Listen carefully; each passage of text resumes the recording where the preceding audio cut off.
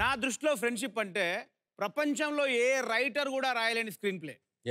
నా దృష్టిలో ఫ్రెండ్షిప్ అంటే అసలు క్లైమాక్స్ లేని సినిమా. సడన్గా ఎప్పుడైనా పని వచ్చినప్పుడు ఫ్రెండ్ ఫోన్ చేస్తాం, అరే రే మామ ఎక్కడున్నావు, కొంచెం మమ్మీని కొంచెం గుడి దగ్గర డ్రాప్ చేయంటే వాడు అరే సారీ రా అర్జెంట్గా వచ్చిన ఆఫీస్లో వర్క్ ఉంది మామ సారీ అంటాడు. సరే రా ఓకే బిజీగా ఉన్నావు కదా, కొంచెం ఫ్రస్ట్రేషన్లు ఉన్నారా, మందేద్దాం అనుకుంటున్నా, మందే వేస్తున్నా, నువ్వు బిజీగా ఉన్నావు కదా తర్వాత వద్దులే అంటే వాడు ఇమ్మీడియట్లీ 1 minute అక్కడ ఉంటాడు. అదేంట్రా ఆఫీస్లో బిజీగా ఉన్నా అంటే కారే అరే బాధ్యతను పంచుకునేవాడు ఫ్రెండ్ కాదురా, బాధను పంచుకునేవాడు ఫ్రెండ్ అని ఎదవ లాజిక్లు చెప్తారు మళ్ళీ. వాడు పంచుకునేది బాధ్యతను బాధను కాదు, మందుని. ఫ్రెండ్షిప్కి మందుకు చాలా దగ్గర లింక్ ఉందన్న.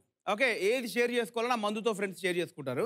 ఒకసారి ఏదో ఒక చిన్న ఫ్రస్ట్రేషన్ మూడ్లో ఉండే ఫోన్ చేశా మన సద్దంగా లాంటివానికి. ఫోన్ చేసి అరే కొంచెం ఫ్రస్ట్రేషన్లో ఉన్నారా, కొంచెం మందేద్దాం రామమ్మ అర్జెంటుగా అంటే ఇమ్మీడియట్లీ ఉంటాడన్న. వాడు ఒక్కడు రా, నలుగురిని తీసుకొస్తాడు. నలుగురు ఫ్రెండ్స్ రాగానే నా బాధలు పంచుకుంటారు అనుకుంటాం కదా. అరే మామ యాక్చువల్గా ఏమైందో తెలుసారంటే అరే ఆగు నువ్వు ఆగు, ముందు ఎవడైనా బీరు తాగుతారు, ఎవడైనా బిర్యానీ తింటాడు, ముందు బాటలు తీసుకొద్దాం అంటాడు.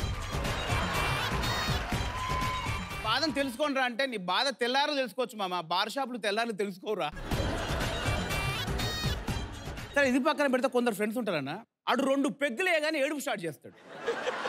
2 పెగ్గులే కానీ ప్రపంచంలో ఉన్న బాధలన్నీ గుర్తొస్తాయి. అందరూ ఆయన చూస్తున్నారంట. ఆడి పెగ్గ అయిపోయి అడుగుతాడు. కొన్నిసార్లు ఏమైందంటన్నా, ఓ ఇద్దరు ఫ్రెండ్స్ విడిపోయారనుకో, ఓ ఇద్దరు ఫ్రెండ్స్ గొడవ పెట్టుకొని విడిపోయారనుకో, వీళ్ళని కలపడానికి ఇంకో 2 ఫ్రెండ్స్ వస్తారు, వాళ్ళు బెస్ట్ ఫ్రెండ్స్.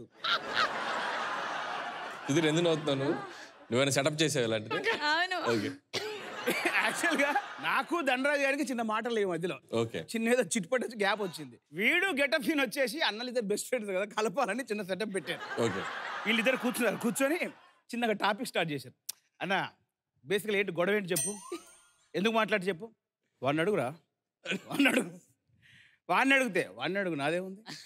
ఇద్దరు అడగట్లా టాపిక్ స్టార్ట్ అయ్యి ఏదో చెప్పారు ఇందువల్ల గొడవ జరిగిందని. వీడు నాకు సపోర్ట్ చేస్తున్నాడు, సీన్ గడ దన్నా సపోర్ట్ చేస్తున్నాడు. ఫైనల్గా వీళ్ళిద్దరు గొడవ పెట్టుకుంటున్నారు.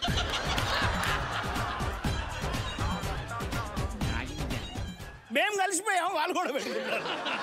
ఆ గొడవ తర్వాత వీళ్ళిద్దరు విడిపోయారు, మేము కలిసాం. ఎండ్ ఫ్రెండ్స్ గురించి చెప్పాలంటే నా దృష్టిలో రక్తం పంచుకోకుండా పుట్టిన తోబుట్టు ఫ్రెండ్.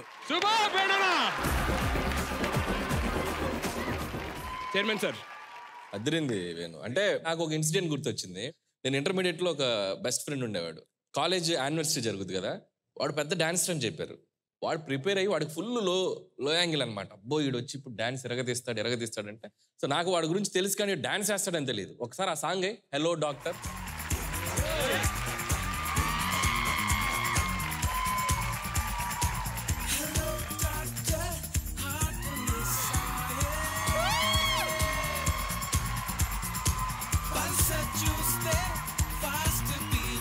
హోల్ సాంగ్ ఇంతే. స్టెప్ మార్చు అరే స్టెప్ మార్చు ఫుల్ సాంగ్ ఇదే వేసాడు. ఇదేంట్రా నువ్వు కిందకు వచ్చాక లెగ్ ప్రాబ్లం ఉంది బాగుంటారే, ఒక స్టెప్తో ఫుల్ సాంగ్ ఎలా వేసావురా. మేము 99 తర్వాత కనెక్షన్ కట్. ఎప్పుడో ఒకసారి ట్రైన్లో వెళ్దాం అక్కడ నుంచున్న వాడు చూశాడు. వాడు నన్ను చూసి వాడు హ్యాపీగా వస్తున్నాడు మావా అని. వాడు నేను గుర్తుపట్టలే. నేను రా నాకు గుర్తురాట్లే. ఇప్పుడు వాడు వసంత గోకుల్లో కమలాసన్ టైప్లో మళ్ళీ పాట ఇలా అన్నాడు ట్రైన్లో బయట ప్లాట్ఫామ్ మీద